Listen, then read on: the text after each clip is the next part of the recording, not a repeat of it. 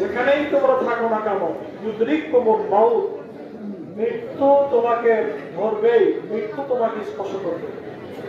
ওয়ালাউ কুনতুম ফি বুরুজিন মুশাইয়াদা, যদিও তোমরা সীসা নির্মিত মজবুত অট্টালিকার ভিতরে পালে থাকো না কেন, কিন্তু মৃত্যু তোমার সেখানে যাবেই যাবে এবং হবেই হবে। কিন্তু আমরা এই মহাসত্য মৃত্যুকে ভুলে যাই। মহাসত্য মৃত্যুকে ভুলে যে সামান্য সময়ের জন্য আমরা হারাম হালাল, বৈধ অবৈধ এদিকে হিসাব না করে আমরা যা ইচ্ছা তাই করি।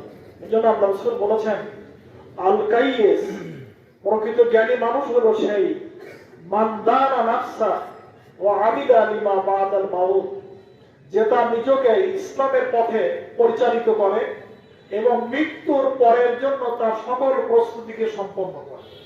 যে আমার কবর থেকে নিয়ে হাসরের ময়দানের জন্য আমার কি লাগবে সেই জোগাড়ের জন্য সে ব্যস্ত থাকে। এই ব্যক্তি হলো তোমাদের ভিতরে আসল জ্ঞানী মানুষ, প্রকৃত জ্ঞানী মানুষ। মরহুম হেলাল ভাই একসাথে এই যে বার্ষিক মাহফিল হয়ে গেল মাদ্রাসার, আমরা পাশাপাশি চেয়ারে বসেছিলাম। আজকে তিনি চলে গেছেন, আমরা সকলেই আমাদের নির্দিষ্ট সময়ের মধ্যে চলে যাব। এই জন্য আল্লাহ ইকবাল বলেছেন, জাগা জি লাগা মে কি দুনিয়া মে হি হ্যায়, এই দুনিয়া চিরস্থায়ী থাকার জন্য জায়গা নয়। এই ইবরাত কি যা হয় তামাশা নেই হয়, এটা শিক্ষার জায়গা, এটা হলো একটা পাঠশালা। যারা এখান থেকে শিক্ষা নিতে পারে তারাই সফল এবং সার্থক। রব্বুল আলামিন আমাদের প্রিয় ভাই, আপনাদের প্রিয় নেতা, আপনাদের প্রিয় সন্তান, কৃতি সন্তান, তার জীবনের যাবতীয় গুনাহ খাতাকে আল্লাহ তাআলা মাফ করে দিন এবং তার জীবনের ভালো কাজগুলোকে সবটাই আল্লাহ রব্বুল আলামিন কবুল করুন। আমিন। এতগুলো মানুষের উপস্থিতিতে দোয়া, এটা একটা বড় পরম সৌভাগ্যের ব্যাপার, একটা বড় জানাজা।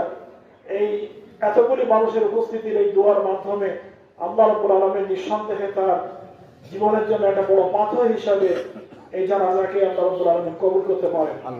এখন জানাজা শুরু হবে। জি, ফরজে কিফায়া জানাজার নামাজ 4 তাকবীরের সাথে কিবলামুখী হয়ে পড়ছে। আল্লাহু আকবার।